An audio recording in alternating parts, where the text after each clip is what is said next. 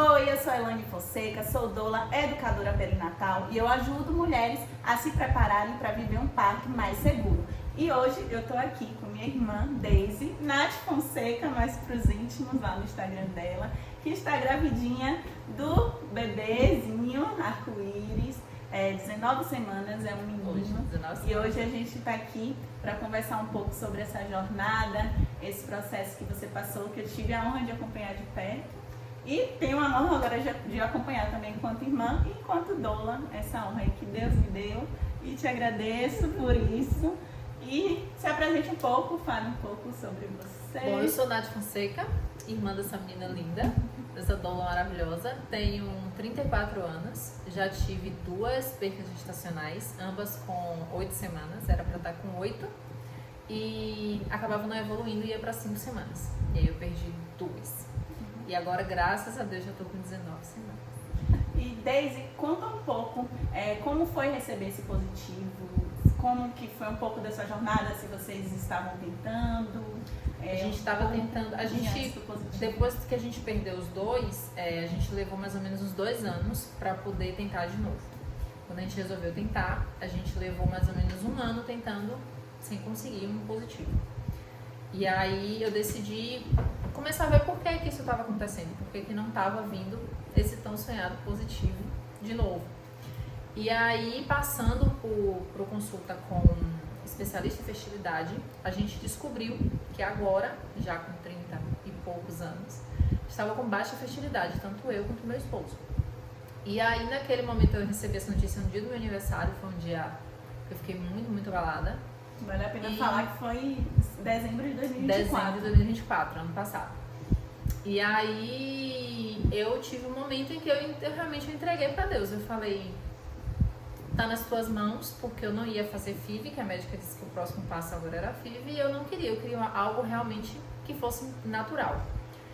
E entreguei. Quando foi em janeiro, eu recebi o positivo. Em fevereiro. Em janeiro eu engravidei, em fevereiro eu recebi o positivo. E falando do positivo, fala um pouco sobre como você descobriu, como você se sentiu, o que você sentiu nas primeiras semanas. Eu sei que o medo fez parte do processo, né? O medo de um certo tipo de trauma, de Sim. passar por tudo de novo.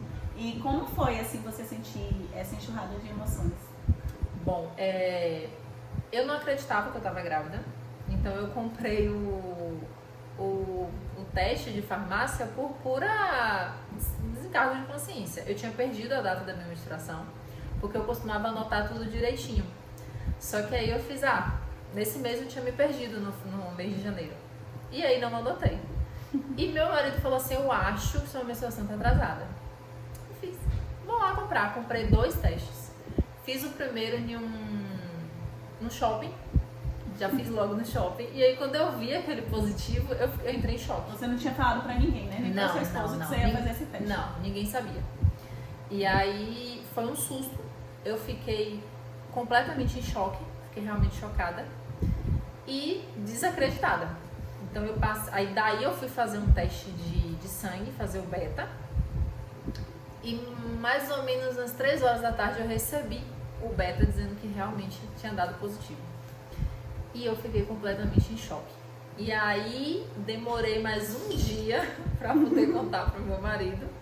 Aí, a segunda pessoa que eu contei foi pra ela. Choramos um bocado. Não, e engraçado assim, que quando ela me ligou de vídeo, aí ela falou assim, você tá em casa? Eu falei, tô. Ela, você tá sozinha? Aí eu falei, tô. Aí ela pegou e subiu o teste assim. E aí eu tenho... Só que na hora eu pensei assim, eu falei, ai meu Deus, será que Daisy tá grávida? E aí eu fiquei sem reação. E eu lembro que a minha primeira reação foi orar a Deus, entregar que fosse feita assim, a vontade do Senhor e para que Ele cuidasse dessa vidinha que já estava ali no ventre dela. E foi muito medo que eu tive, porque realmente eu tive medo de perder de novo. E eu tava com mais ou menos, ali era pra estar mais ou menos com 5 semanas quando eu descobri. E aí foi eu descobri em uma quarta-feira, já na segunda a gente já foi no médico. Foi. Né? Você me acompanhou no médico. Uhum. Porque foi o protocolo que o médico fez, né? Dela fazer o beta uma semana sim, ou um dia sim, um dia não. Um dia não. E na próxima segunda-feira, consequentemente, que ela descobrisse, ir pra consulta. estava tudo certinho. E aí na outra, a gente já conseguiu ver o embrião, o nenenzinho, mas não ouviu o coração, porque estava muito recente. Mas deu pra ver. Uhum, O deu pra ver, batimento, foi, mas não deu pra escutar. E acho que aquilo gera um pouquinho de apreensão também. Demais. Mas deu pra perceber que tinha vitalidade fetal. E hoje, o que você sente hoje, quase na metade já da gestação, pra glória de Deus, quais sentimentos mais presentes, assim, se você sente medo ainda, ou se mistura com esperança, com felicidade, como você vem se sentindo atualmente? Eu ainda tenho medo. Ainda tenho, cada ultrassom que eu faço, é a primeira pergunta que eu faço à médica, tá aí? Porque quando eu fiz, cada gestação que eu tive, que eu perdi, eu fiz 3 ultrassons. E sempre no último ultrassom, a gente descobriu que não tinha evoluído. Então, até hoje, eu ainda tenho esse receio de ouvir, não evoluiu. Mas, em contrapartida, eu tenho também uma certeza dentro de mim que dessa vez... O seu milagre chegou, o arco-íris, né? Chegou. Por isso que as pessoas falam, tem esse termo, bebê arco-íris, que é mulheres que sofreram perdas anteriores. E é mesmo um sinal, né, de aliança, que o novo tempo chegou. E eu acho que à medida que a gestação vai evoluindo, que você também agora a sua barriga está saindo, vai se tornando mais real, né? E aquilo você que começa a você sentir, falou, mexer, de sentir, exatamente. mexer, e ver que tá tudo bem, que o bebê está crescendo ali, está se formando e que está tudo transcorrendo bem. E te perguntar assim, como as pessoas ao seu redor, principalmente seu esposo que está aqui, digníssimo, o papai dá um oi aqui, se você quiser falar também, sinta-se à vontade. Tem feito para te ajudar, como você tem conversado, se aberto em relação a isso, em todo esse processo? Bom, muita gente da família disse que não era para eu comentar com ninguém. Até hoje tem muito disso, né? Não posta, não fala, não isso, não aquilo, não expõe. Só que, muito não. Só que eu penso o seguinte, eu me arrependi muito de na segunda perca que eu tive, eu não ter comentado com ninguém. Porque foi uma dor que eu sofri praticamente sozinha. Só quem sabia, foi você, meu esposo e minha cunhada. São 3 pessoas. 3 pessoas. Então minha mãe não sabia, minha sogra, eu vim contar 2 anos depois que tinha acontecido. Então eu sofri muito sozinha, foi uma coisa que eu não podia contar, eu não podia compartilhar na internet sobre essa dor, sobre essa perca que eu tive. Então foi uma questão ruim pra mim. E eu acho que isso precisa ser falado. A gente precisa compartilhar essa dor, porque muitas pessoas passam por isso e não expõem. E o que mais eu ouvi da família foi isso, não expõe, não fala, não nada. Mas também ouvi e ouvi de muita gente que agora ia dar certo, de pensamentos positivos, de que agora vai.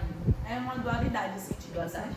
E eu acho muito problemático, assim, a fala, né? Acho que tem a ver com isso que a gente está falando.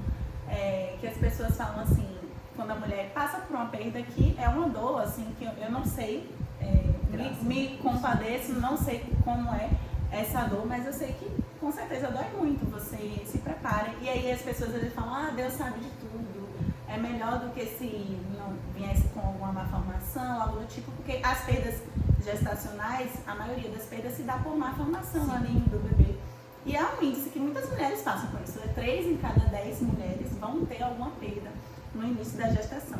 E é muito problemática essa fala de Deus sabe de tudo, não era para ser, fique em paz, é melhor do que sofrer depois.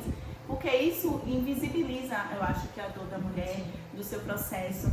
E é muito difícil, assim, a mulher, nesse período gestacional, hoje eu tenho esse privilégio de acompanhar, e ela muitas vezes é muito invisibilizada nos seus sentimentos. E isso, só pra gente pensar, assim, no que a gente fala para as mulheres grávidas que passam por uma fase difícil. E não deixa de doer. Por mais que, porque a primeira vez que eu passei por isso, que eu perdi, eu tive a consciência de que Deus sabe de todas as coisas e que com certeza aquilo ali foi o melhor que poderia ter acontecido. Mas dói e dói até hoje.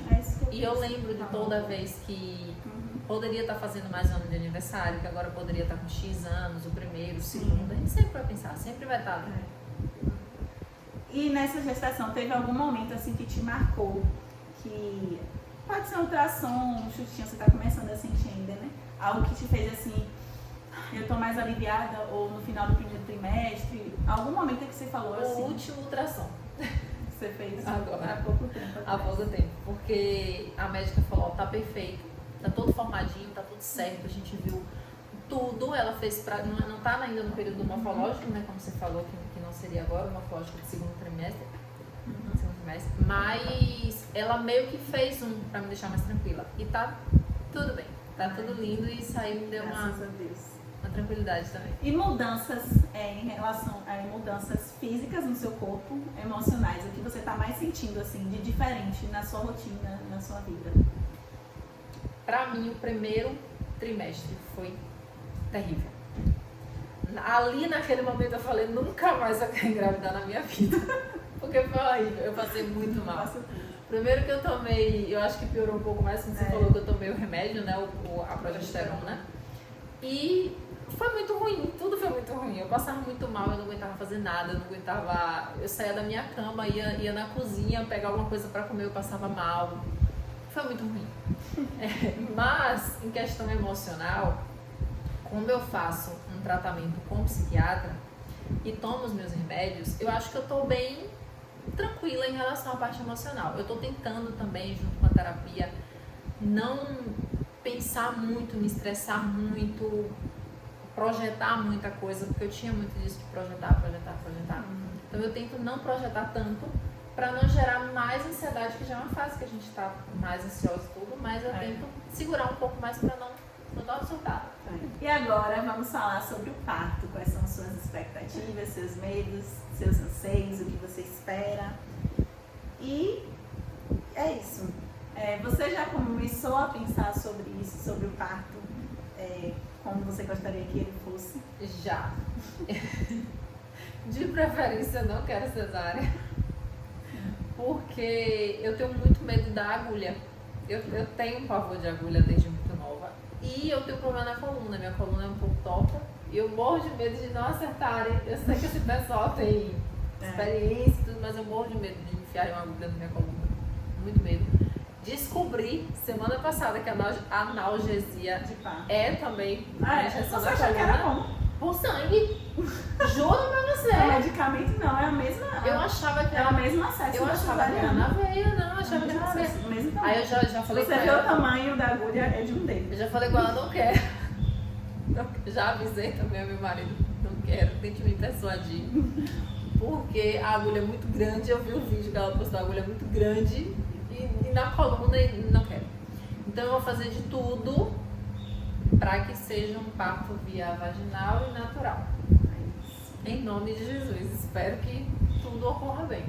Mas também não tô encanada não, tô tranquila. Entrou, vai sair. De alguma forma vai ter que sair.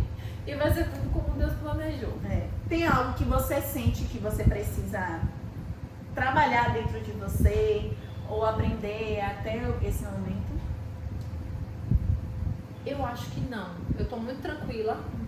Eu acho que também o suporte que você me dá sempre que eu mando perguntas e tira dúvidas, eu tô muito tranquila. Eu não sei se daqui pra frente a coisa vai pesar mais e vai vir mais medos, mais...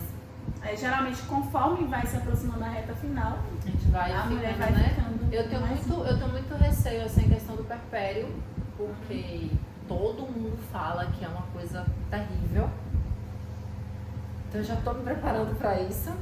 Eu acho que quando a gente meio que se prepara para algo muito grandioso, às vezes não é tanto e a gente meio que faz. Isso, de alinhar as expectativas sobre o puerpério ser algo terrível, ou até sobre o parto mesmo. A gente, mulher, ouve muita coisa, muita história ruim durante toda a nossa vida. E quando a gente engravida, parece que a gente vira uma caixinha que as pessoas podem falar o que querem e que você está suscetível àquilo. O puerpério é um período de mudança, sim, mas isso é muito único, como cada parto, como cada gestação. Muito pessoal. Eu tive 2 puerpérios que foram completamente diferentes um do outro. E aí a gente alinhar isso, a gente vai aprender sobre isso, né? Estudar sobre isso. Eu acho também que a questão da rede de apoio ajuda muito, né? Eu me surpreendi, achava que meu esposo seria um bom companheiro, mas assim, me surpreendido com como ele tá. Porque ele de noite, se eu dou um ai, ele já tá em pé, quer uma água, quer ir no banheiro, quer comer alguma coisa. Então, assim, tá sempre muito junto, muito parceiro. E foi coisa que eu ouvi de muitas amigas e colegas e pessoas, até no próprio Instagram, que não viveu isso. Que depois que a criança nasceu, que o marido mudou, que o companheiro mudou e que tudo desenrolou, sabe, despencou. Então eu acho que aqui não vai ser assim. É muito sobre a sobrecarga materna, né? É. E assim, é entender que vocês, a partir do momento que ele nascer, não tô falando o nome porque ela ainda não revelou o nome da rede social, mas quase falo o nome, mas tudo bem. A partir do momento que o bebê nascer, é um menino, vai nascer uma nova Daisy, vai nascer um novo Cleiton, vocês vai ficar para trás. Claro que a sua essência vai se manter ali, mas tudo vai se fazer novo e vocês vão se descobrir novas pessoas enquanto seres individuais e enquanto um casal também. Então, geralmente no primeiro ano de vida, o casamento muda assim, a relação muda assim, porque obviamente vocês têm um ser humano agora dependente de vocês, mas assim, o diálogo, a parceria, a comunicação, você expor suas necessidades, do que você precisa, é o caminho assim para o sucesso. E eu falo não só no pós-parto, mas acho que em todos os relacionamentos, no geral. seja de mãe, filho, irmão, marido e mulher, filho e mãe, eu acho que a comunicação e você expor suas necessidades de forma assertiva é o caminho. E eu acho que é uma coisa que falta muito mesmo, principalmente no início do relacionamento. O casal, ele não conversa sobre essas coisas, sobre como vai ser com o filho, como vai ser, quem vai fazer cada coisa, quem vai tomar conta de cada coisa. Então, alinhar isso é muito importante. Na minha educação perinatal, quando eu falo dessa aula sobre a amamentação do puerpério, que eu trago junto as duas coisas, eu falo de um plano pós-parto, justamente para a mulher pensar nisso, quem vai ser sua rede de apoio, quem vai ficar responsável por fazer mercado, limpar a casa, para alinhar mesmo isso, porque às vezes a mulher se preocupa tanto com o parto, com o nascimento, com as coisas do enxoval e esquece do pós-parto. Exato. E aí embola tudo. Sobre a dor do parto, você tem medo assim do que é a dor do parto, de não aguentar, de se sentir fraca, ou você se sente segura em relação a isso? Você fica pensando como que vai ser a dor, como eu vou lidar com isso? Eu não tenho medo pelo seguinte, você sabe que quando eu tive a primeira perda, eu passei 3 dias de dor e de sangramento, foi muito traumático. E minha avó, que pariu 13 e perdeu 2, ela engravidou 15 vezes, perdeu 2 e pariu 13. Não, engravidou 14 vezes, porque uma foi gêmeas.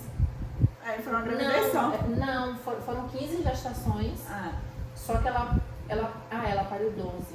Ela pariu 13, mas foram, não são 13 gravidez, porque uma foi gêmeas. Fato. Verdade. Então foi uma gravidez só. Verdade, enfim.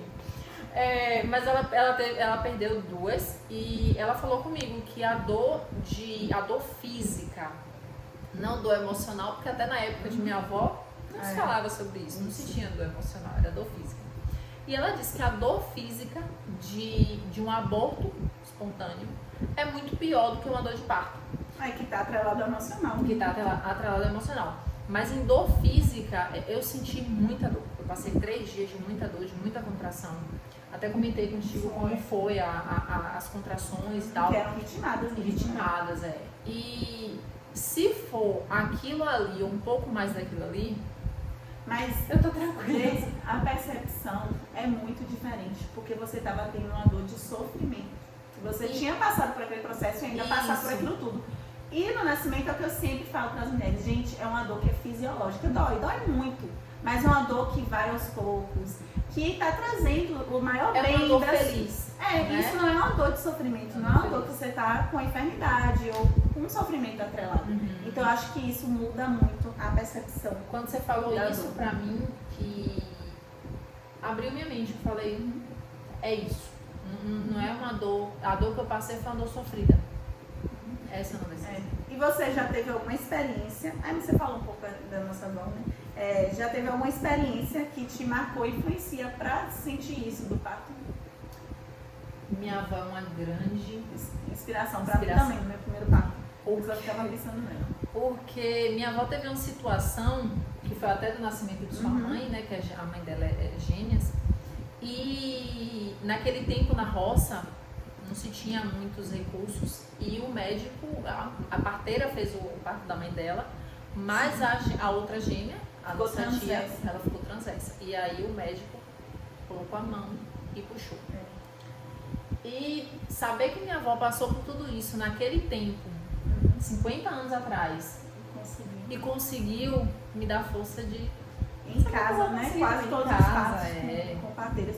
Isso dos gêmeos, o parto gemelar, ele tem muito isso. Quando o primeiro bebê nasce, geralmente o segundo, que não tinha aquele espaço, ele muda de posição, ou fica pélvico ou transverso, o que hoje se indicaria uma real indicação de cesariana. Gêmeos, porque é muito difícil os dois estarão cefálicos. Mas aí dá pra fazer aquela manobra de rodar a criança? Ou não tudo depende da assistência. De como tá o parto. Porque colocar a mão é uma invasão. Não, a AVCE, de fazer no momento do trabalho de parto, não sei se pode fazer. Mas o bebê pélvico não é impedimento para parto normal, né? Desde que seja uma assistência especializada em partos pélvicos. Quero te procurar mais aqui. Pronto. Quando você pensa no dia do nascimento dele, na sua cabeça, como você gostaria de que fosse esse dia? O que você espera como Cleiton vai agir? Como você imagina o cenário? Porque a gente se prepara, né? A gente sempre pensa assim, como que vai ser? Eu ainda não parei pra pensar muito nisso. Porque ainda tá na Mas metade. eu só falei com ele o seguinte: me dê força. Me dê força, porque eu sei que pode ter momentos em que eu vou pensar em desistir, achar que não vai dar, que tá muito dolorido, que tá demorando demais. Isso. Então, só me dê força. E eu acho que isso vai preparar bastante durante as aulas. Vamos sim. A gente vai preparar bastante. E ele já é um super parceiro, né? Mas faz toda a diferença. O acompanhante... a doula não substitui o acompanhante não substitui doula. Nós teremos uma equipe. E vai fazer, assim, muita diferença. O apoio, né? Você se sentir segura, respeitada e que tem alguém ali pra você te dando força. E que vai valer a pena, faz muita diferença. Acho que você dizer, você vai conseguir, acho que faz. A gente tá aqui pra você, é isso. E aí, aproveitando que a gente tá falando sobre parceria, sobre esse vínculo, né, do papai, nada mais justo do que chamá-lo também, né, gente? Porque é importante a gente trazer para essas conversas, essa preparação, o pai. Então, o parceiro, ele deve estar tão comprometido com a preparação para o parto, para o nascimento, para o puerpério, quanto a mãe. Então é importante. Venha, Cleiton, falar um pouquinho sobre essa sua visão. E primeiro me conta como foi receber a notícia que você seria desse positivo depois de tudo que vocês passaram. Bem, foi uma expectativa alcançada com sucesso, né? Sim. A gente já vinha tentando já há um bom tempo. Eu fiquei muito feliz. Muitas vezes quando a gente é pai de primeira viagem, principalmente quando é alguém que tenta, a gente acha que a gente não é digno. Porque filho é bênção, né? Sim. E a gente entende que o filho é uma continuidade. Então quando a gente é abençoado com essa dádiva, né, da continuidade, a gente fica feliz, né? Fica satisfeito com a vida, acho que a vida é boa, né? E é um presente que a gente ganha. E é um presente, um presente. Você ficou muito feliz. E eu fiquei muito feliz. Eu acho que no primeiro momento ele ficou mais feliz do que eu. Mas você sentiu medo de viver de novo? O medo de um pai é o quê? É de não ser um pai suficiente para aquele filho, né? Um pai Mas você ficou com medo de a gente perder de novo? Sim, com certeza, né? De se repetir pela terceira vez. A gente fica meio apreensivo, acho que o problema primeiro a gente projeta o problema na mãe, né? Como a gente projeta o problema na mãe, mas de contrapartida, se a gente for inteligente o suficiente, a gente entende que o problema é de ambos. Então, pode ser dos dois. A mulher recebe essa carga, né? Que é essa carga genética, social, enfim. Mas o homem também, sendo inteligente, ele entende que ele tem que investigar em si mesmo se o problema não é ele.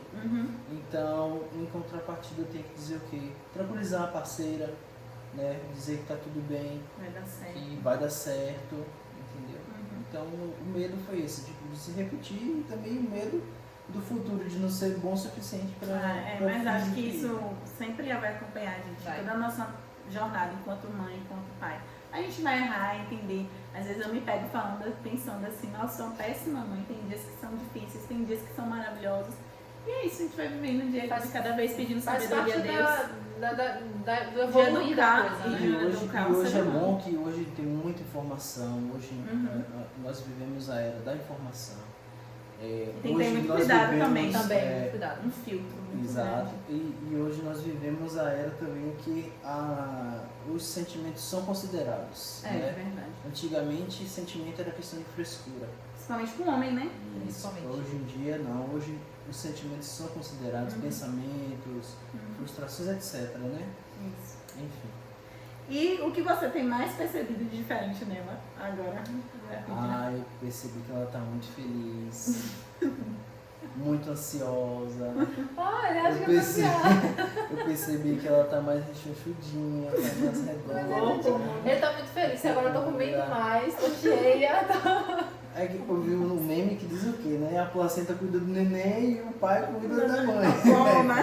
Então, o que eu tenho percebido é que ela tá mais sensível, né? mais carente de atenção, mais carente,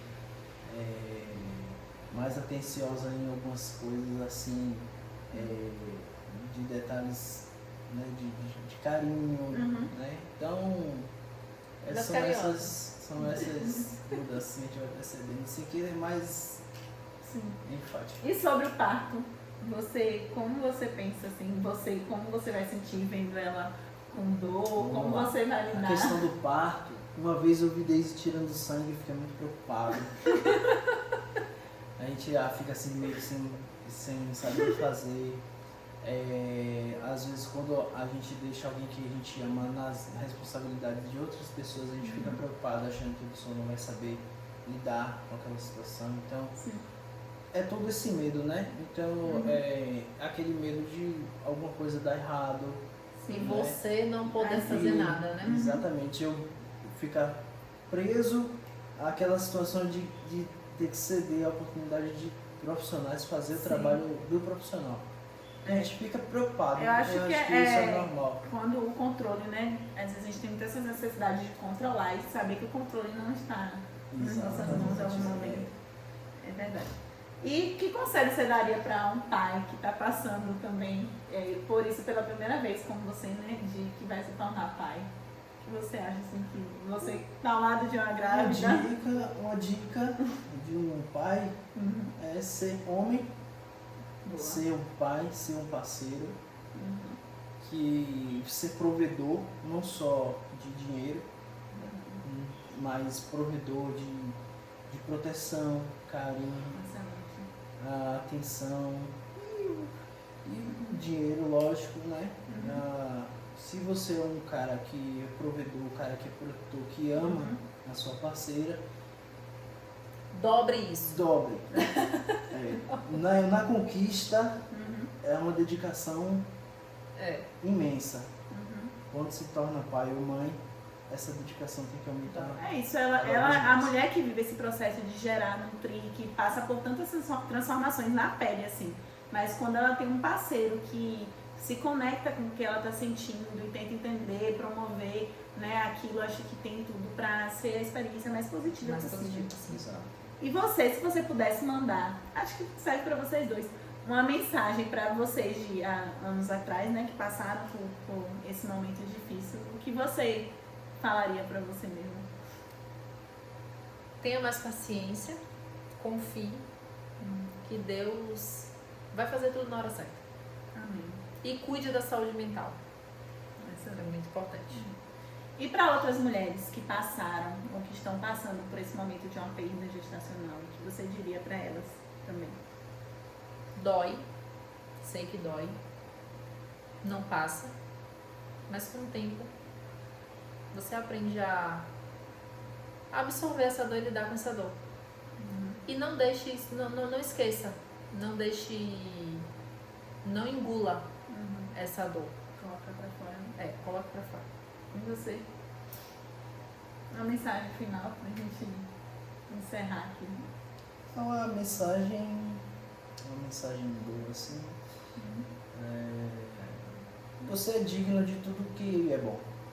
Então, se você for uma boa pessoa, se você fizer tudo certinho, você vai colher conforme aquilo que você planta. Verdade. Então, A lei da semeadura. é isso aí. Obrigada a vocês, obrigada Obrigado. por abrir seu coração com tanto amor, sua história. Vamos gravar o parque. Temos uma jornada aí pela frente, eu sei que será lindo, como o Senhor preparou. E eu sei que muitas mulheres vão se sentir abraçadas, acolhidas com esse vídeo. E é isso, muito obrigada de coração. Neném, que eu amo. E aí eu fico me perguntando, será que eu vou ser doula? Um dia eu fico com medo assim de Vamos separar as coisas, ver. muito envolvida emocionalmente. vai. Eu acho que eu vou dar exemplo. Vai dar na certo. hora. E se você está passando por um momento difícil ou está gerando seu bebê arco-íris também, comenta a sua experiência aqui embaixo. Vou adorar te ouvir e continuem aqui me acompanhando. Não esquece de curtir, deixar O like. o like E compartilhar se esse inscrever. E me acompanha lá no Instagram também. Estou sempre compartilhando todos os dias essa minha rotina de mãe, doula, acompanhar partos. E até o próximo vídeo. Tchau! Tchau!